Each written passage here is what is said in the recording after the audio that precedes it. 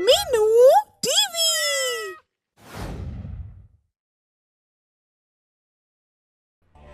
आप देख रहे हैं कहानी गणेश वध। आखिर महादेव क्यों हुए इतने क्रोधित? कैलाश पर्वत पर माँ पार्वती बैठी है और अपने शरीर से मैल उतारकर उससे एक बच्चे का स्वरूप बनाया और फिर उसमें जान डाल दी। माँ पार्वती ने उस बच्चे का नाम गणेश रखा। माँ पार्वती ने गणेश को अपना पुत्र स्वीकार कर लिया। माँ पार्वती स्नान करने के लिए जा रही है और गणेश को बुलाती है। पुत्र गणेश, मैं स्नान करने के लिए जा रही हूँ। तुम कपाट पर बैठकर मेरे आने की प्रतीक्षा करो और ध्यान रहे कि कोई भी अंदर ना आने पाए। जो आज्ञा माते, आप निश्चिंत रहिए। मैं आपकी इजाजत के बगैर किसी को भी अंदर नहीं आने दूंगा। माँ पार्वती पुत्र गणेश को दरवाजे पर खड़ा करके स्नान करने चले जाती है। गणेश दरवाजे पर पहरा दे रहा है। भोलेनाथ अपने नंदी और सेवकों के साथ आते हैं।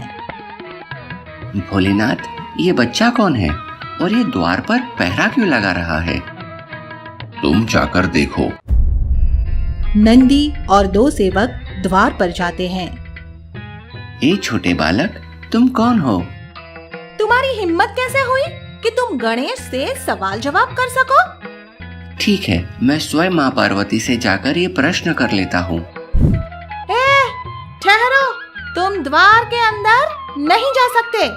तुम कौन होते हो मेरा रास्ता रोकने वाले? मैं पार्वती पुत्र गणेश हूँ और ये माता का आदेश है कि कोई अंदर ना जाने पाए। पुत्र अचानक से? चलो अब वापस जाओ। मुझे पागल समझता है क्या मूर्ख लड़के? मैं नहीं जाऊंगा। गणेश अपनी मोटी गदा उठाते हैं और जोर से नंदी को मारते हैं। नंदी को चोट लग जाती है और वह दौड़ता हुआ वापस महादेव के पास जाता है। महादेव, भोलेनाथ, बचाओ बचाओ। महादेव को गुस्सा आ जाता है। उस तुच्छ बालक की इतनी हिम्मत कि तुम पर हाथ उठाए। मैं अभी जाकर उसको सबक सिखाता हूँ। भोलेनाथ द्वार की तरफ जाते हैं। रुको, कहाँ चले जा रहे हो? आपको दिखता नहीं कि द्वार पर पहरेदार खड़ा है? ये मेरा घर है और मुझे इसमें जाने से कोई नहीं रोक सकता है। जो भी हो, लेकिन आपको मुझसे इजाजत लेनी ही होगी, अन्यथा आप अंदर नहीं जा सकते हो। तुम इतने धूर्त कैसे हो सकते हो? धूर्त तो आप हैं, जो मेरे कहने के बाद भी द्वार में प्रवेश कर रहे हैं। तुम मुझसे बहस कर रहे हो। मैं तुम्हें भस्म कर दूंगा। मैं पार्वती पुत्र गणेश हूँ और मेरा कोई कुछ नहीं बिगाड़ सकता। बालक, द्वार से हट जाओ। मेरी माता का आदेश है कि जब तक वो स्नान करके बाहर ना आ जाए तब तक मैं किसी को भी अंदर न जाने दूं। बालक, सामने से हट जाओ। मैं अपने प्राण त्याग सकता हूँ, लेकिन माँ का आदेश मेरे लिए पत्थर की लकीर है। तुम कौन हो बालक? मैं पार्वती पुत्र गणेश हूँ। भोलेनाथ अपनी आंखें बंद करके देखते हैं। तुम इतने हट्टी हो और हट करना ठीक नहीं है। मैं आपसे अब भी कह रहा हूँ कि वापस लौट जाओ, वरना बहुत पछताओगे। तेरी इतनी हिम्मत? भोलेनाथ अपना त्रिशूल निकाल लेते हैं। गणेश भी अपनी गदा उठा लेता है और दोनों के बीच घमासान युद्ध शुरू हो जाता है। गणेश का वार भोलेनाथ पर भारी पड़ता है और गणेश अहंकार में हंसने लगता है। एक बालक से भी हार रहे हो। महादेव दोबारा गणेश पर वार करते हैं, लेकिन गणेश इस बार भी भोलेनाथ पर भारी पड़ता है। गणेश और महादेव के युद्ध से पूरा ब्रह्मांड कांप जाता है और सभी देवता महादेव के पास पहुंच जाते हैं। बालक, तुम भोलेनाथ से युद्ध कर रहे हो, ये उचित नहीं है। आप कौन हो और यहाँ क्यों आए हो? तुम भोलेनाथ से क्षमा मांग लो। गलती भी भोलेनाथ की और क्षमा भी मैं मांगू? ये कदापि नहीं होगा। भोलेनाथ, तुम ही इसको माफ कर दो। बच्चा है, हट्टी है। आप नहीं जानते कि इस बालक ने हमारा कितना अपमान किया है। मैं इसे नहीं छोड़ूंगा, मैं इसे अवश्य दंड दूंगा। मेरा सामना तो कर नहीं सकते भोलेनाथ और बात करते हैं मुझे दंडित करने की। मैं दोनों से विनती करता हूँ कि युद्ध को यही रोक दे। मैं युद्ध को नहीं रोकूंगा। मैं भी इसे इसके किए की सजा देकर रहूंगा। गणेश और भोलेनाथ युद्ध करने लगते हैं। मैं बोल रहा हूँ तुम दोनों रुक जाओ और बालक तुम भोलेनाथ से माफी मांग लो।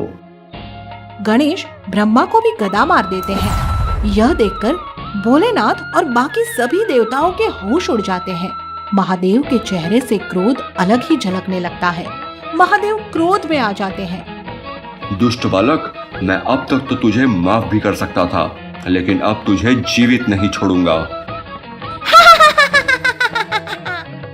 बालक, तुम ऐसा करके हमारे गुस्से को बढ़ा रहे हो।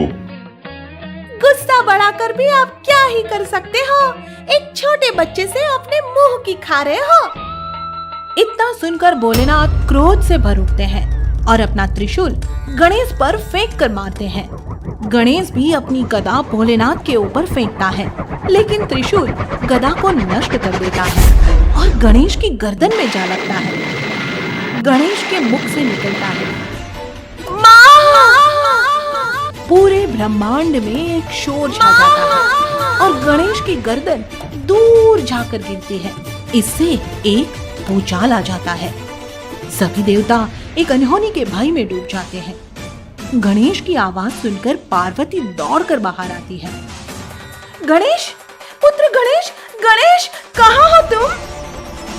पार्वती द्वार के बाहर आकर देखती है तो उसके होश उड़ जाते हैं और पार्वती को गणेश का धड़ दिखता है। यह देखकर वह क्रोध से भर उठती है। पार्वती विनाश करने के लिए चामुंडा का रूप धारण कर लेती है। ब्रह्मा जी पार्वती को सारी बात बताते हैं। मुझे मेरा पुत्र गणेश चाहिए। यदि ऐसा नहीं हुआ तो पूरी सृष्टि विनाश की ओर जाएगी। क्षमा माते क्षमा, आप कुछ भी ऐसा ना करें।